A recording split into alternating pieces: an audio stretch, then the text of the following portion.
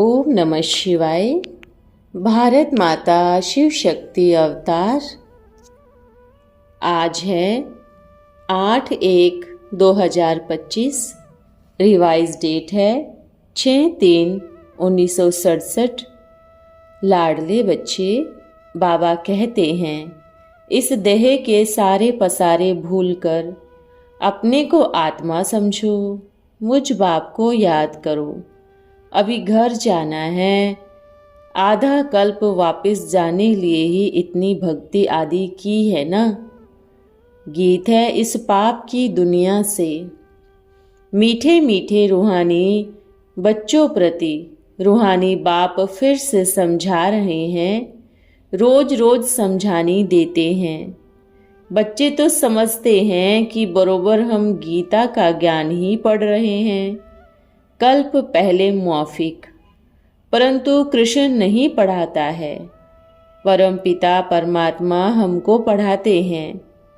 परमात्मा के लिए यह तो सबको याद है कि वो निराकार लिंग है। अभी हमको बाप फिर से राजयोग सिखा रहे हैं।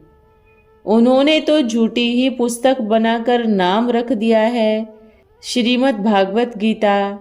अभी तुम बच्चे सिद्ध कर बताते हो यह है सच्ची गीता पाठशाला, बाकी सब है झूठे।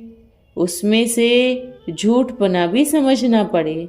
गीता पढ़ते पढ़ते भारत और ही पतित बन गया है।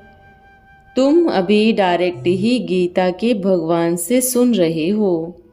भल गीता आगे भी सुनाते थे, परंतु समझते थे कृष्ण भगवान उवाच। वो तो है रोंग। कृष्ण का नाम गीता में डालने से और फिर उस गीता को पढ़ते पढ़ते भारतवासी पतित बन गए हैं। सच्ची गीता से अभी तुम सद्गति को पा रहे हो। अब तुम सच्ची गीता भी छुपवाते हो। भारतवासियों का सारा मदार गीता पर ही है। इस गीता में भी लिखा हुआ है कि रुद्र ज्ञान यज्ञ रचा। यह यज्ञ भी है तो पाठशाला भी है। यज्ञ में कब पाठशाला होती नहीं है। जब यज्ञ रचते हैं तो उसमें बहुत शास्त्र भी रखते हैं। बड़ा रुद्र यज्ञ रचते हैं, उसको हवन भी करते हैं और फिर सभी शास्त्र भी बैठ सुनाते हैं। इन सब में मूल है गीता। सर्वशास्त्रमय शिरोमणि श्रीमद् भागवत गीता ही गाई जाती है। तुम अर्थ भी समझते हो। गीता वास्तव में भगवान की गाई हुई है। भगवान एक ही बार गीता गाते हैं, बाकी शास्त्र कोई भगवान के नहीं है। उस गीता में नाम डाल दिया है कृष्ण का, तो उस गीता को ही फिर भक्ति मार्ग में पढ़ते पढ़ते पतित बन गए। फिर बाप जब सच्ची गीता आकर सुनाते हैं तो हम सद्गति को पाते हैं। मनुष्य तो यह नहीं समझते हैं। मनुष्य तो है ही बंदर बुद्धि। मनुष्य को ही बंदर कहा गया है। रामायण में भी दिखाया है कि बंदरों की सेना ली। वास्तव में है मनुष्यों की बात। मनुष्यों में ही बंदरों जैसे अवगुण होते हैं। शास्त्र तो है ही भक्ति मार्ग के, उनको कितने प्रेम से बैठकर पढ़ते हैं। अब तुम समझते हो कि वह सब है दुर्गति के लिए, इसलिए ही उनमें ध्यान नहीं जाता। बाप जो सर्व का सद्गति दाता है उनको ही याद करना है। गीता भल पढ़ते आते हैं, परंतु रचना और रचता को न जानने के कारण नेति नेति करते आते हैं। सच्ची गीता तो सच्चा बाप ही आकर सुनाते हैं। यह विचार सागर मंथन करने की बातें हैं। जो सर्विस पर होंगे उनका ही अच्छी रीति ध्यान जाएगा कि किस प्रकार मनुष्यों को अच्छी रीति समझाए। तीर ऐसा डालो जो मनुष्यों को पूछना पड़े कि यह क्या कहते हो। सीधा बताना है कि कृष्ण भगवानोवाच की गीता को पढ़ते पढ़ते मनुष्यों ने दुर्गति को पाया। शिव भगवानोवाच की सच्ची गीता को पढ़कर सद्गति को पाते हो। बाबा ने यह भी कहा है कि हर एक चित्र पर जरूर ही लगा हुआ हो कि ज्ञान सागर पतित पावन, गीता ज्ञान दाता, परम प्रिय, परम पिता, परम शिक्षक, परम सतगुरु, त्रिमूर्ति शिव भगवानोवाच। यह अक्षर तो जरूर लिखो जो कि मनुष्य समझ जावे कि त्रिमूर्ति शिव परमात्मा ही गीता का ज्ञान दाता है, न कि श्री कृष्ण। ओपिनियन भी इसी पर लिखवाते रहे, बस जो बाबा ने कहा वो ही लिखते रहते हैं और कुछ भी विचार सागर मंथन नहीं करते, तो बच्चों को ही समझाते रहते हैं। यह डायरेक्शन जाते हैं उनके लिए जो मैगजीन आदि छपाते हैं। मैगजीन तो कॉमन है ना, सब छपाते रहते हैं। हमारी तो मुख्य है गीता। बाबा तो दिन प्रतिदिन नई नई पॉइंट्स भी देते रहते हैं। तो क्या करना चाहिए?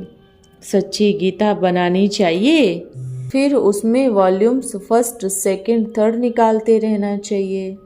यह गीता तुम कोई भी अखबार में भी डाल सकते हो। जो मनुष्य समझेंगे कि यह गीता तो एक ही बार बाप सुनाते हैं, जिससे ही पुरानी दुनिया स्वाहा हो जाती है। वो गीता मनुष्य पढ़ते आते हैं, पुरानी दुनिया तो स्वाहा होती ही नहीं है। तो यह नई नई पॉइंट्स धारण करने की है। गीता का नाम अखबार में डालो तो बहुत ही मनुष्य लेवे, और लिखत भी ऐसी हो जो किसी को ज्ञान का तीर लग जाए। वो वेद शास्त्र आदि जो भी पढ़ते हैं उनमें है अज्ञान। भक्ति मार्ग के शास्त्र है ना, अब यह है ज्ञान मार्ग, तो अखबार में डालना चाहिए। तुम लिख सकते हो कि सच्ची गीता से भारत हेवन बनता है। अक्षर ऐसे क्लियर हो जो कोई सुनते ही फौरन मंगवा लेवे। सच्ची गीता सुनने से भारत हेवन में जा रहा है। सच्ची और झूठी गीता में रात दिन का फर्क है। हमारा बाबा तो गीता ही सुनाते हैं। गीता को ज्ञान अमृत कहना भी रोंग है। भल बाबा ने इतने दिन नहीं कहा, दिन प्रतिदिन नई नई बातें सुनाते हैं ना। ऐसे नहीं आना चाहिए कि आगे बाबा ने क्यों नहीं कहा, ड्रामा में ही नहीं था। अब बाप कहते हैं कि यह मैगजीन आदि काम की नहीं है। ऐसे ऐसे मैगजीन, किताब आदि तो दुनिया में बहुत छपते हैं। कोई का दाम जास्ती, कोई का दाम कम होता है। तुमको तो बड़े दाम वाली यह गीता बनानी चाहिए। गीता पर ही ध्यान जाना चाहिए, गीता ही बनानी पड़े। दिन प्रतिदिन नए नए पॉइंट्स तो बाप सुनाते ही रहते हैं। फिर कुछ पॉइंट डालकर सच्ची गीता ही निकालनी चाहिए। उसमें भले लिखा हुआ हो, अंधश्रद्धा की भक्ति करने से भारत हेल में गया है। सच्ची गीता सुनने से भारत हेवन में जा रहा है। तो यह आवाज़ फिर बहुतों के कानों में जाएगा। लाइब्रेरी में भी मुफ्त रख सकते हो, गवर्नमेंट भी मुफ्त रखती है, परंतु उन सभी किताबों आदि में तो किचड़ा ही है डुबोने लिए। यह तो गोल्डन एज में ले जाते हैं, इसलिए ही लिखते हैं कि राइज और फॉल। हिंदी में कहते हैं भारत का उत्थान और पतन। राइज अर्थात constructions of DT dynasty, 100% peace purity की स्थापना होती है। फिर आधा कल्प के बाद फॉल होना शुरू होता है। डेविल डायनेस्टी का राइज हो जाता है। राइज अर्थात कंस्ट्रक्शंस डीटी डायनेस्टी का होता है।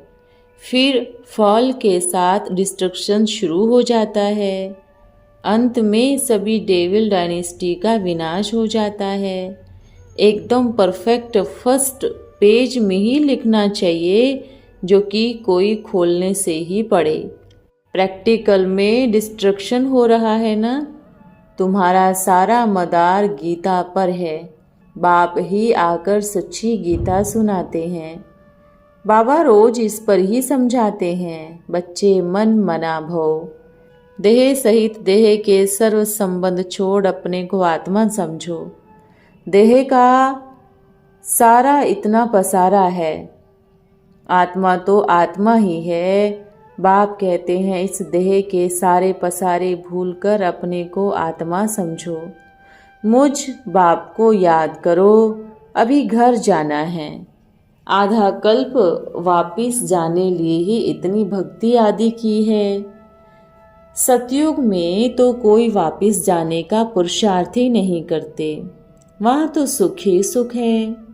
गाते भी हैं दुख में सिमरन सब करे, सुख में करे ना कोई। परंतु सुख कब है दुख कब है यह नहीं जानते।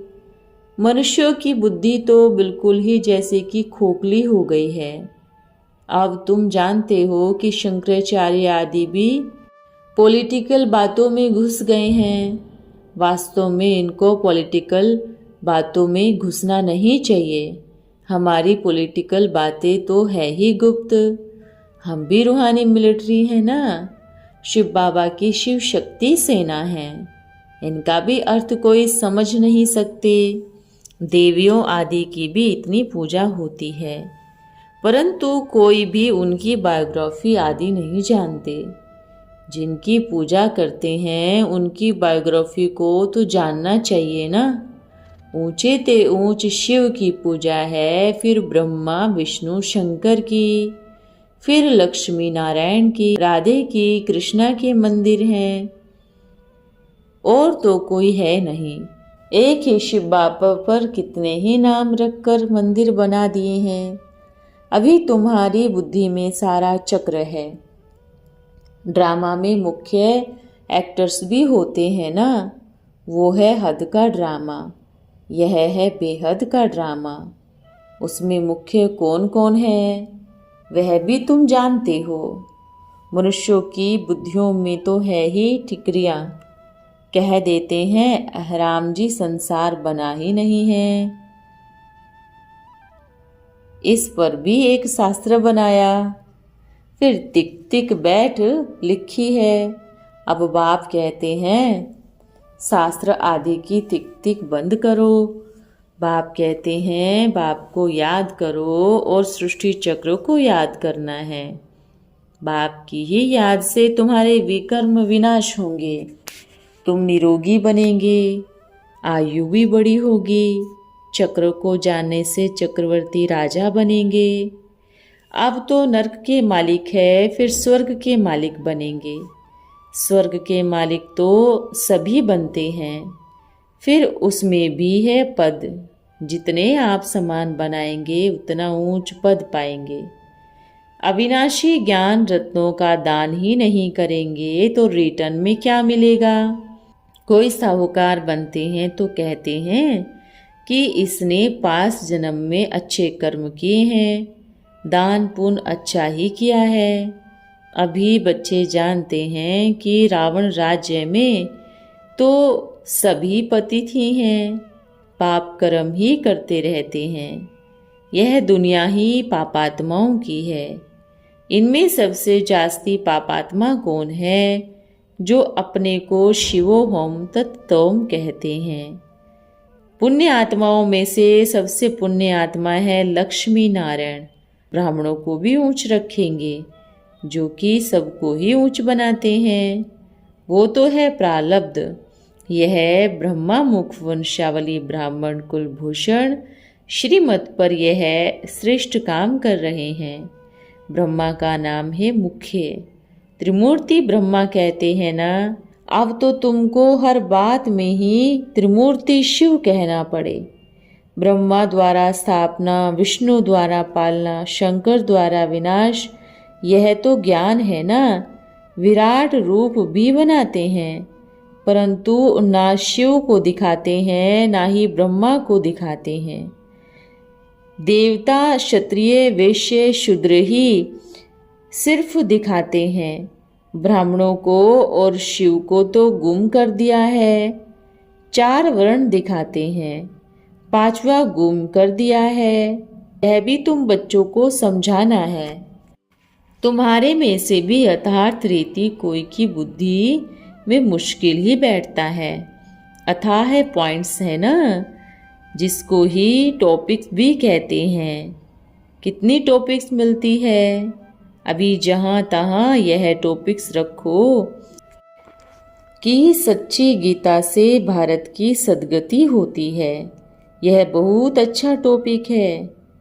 झूठी गीता पढ़ने से भारत दुर्गति को पाया, कंगाल बन गया। अभी गीता भगवान द्वारा सुनने से मनुष्य से देवता, विश्व के मालिक बन जाते हैं। कितनी अच्छी बात है, परंतु समझाने की भी अक्ल चाहिए ना। अभी सच्ची गीता बनानी चाहिए, उसमें यह क्लियर लिख देना चाहिए, शिव भगवानोवाद से सद्गति। इतना सहज है। एक एक ज्ञान की पॉइंट्स लाखों रुपये की है, जिससे ही तुम क्या बनते हो। तुम्हारे तो कदम कदम में ही पदम है, इसलिए ही देवताओं को भी पदम का ही फूल दिखाते हैं। तुम ब्राह्मण मुख वंशावली ब्राह्मणों का नाम ही गुम कर दिया है, तो वो ब्राह्मण लोग कच्छ में कुरम गीता रखते हैं। अभी बाप को सच्चे ब्राह्मण, तुम्हारे कच्छ में है सच्चम, उनकी कच्छ में है कुरम, तो तुमको नशा चढ़ना चाहिए। हम तो श्रीमत पर स्वर्ग बना रहे हैं, बाप राजयोग सिखला रहे हैं ना। तुम्हारे पास कोई पुस्तक आदि नहीं है।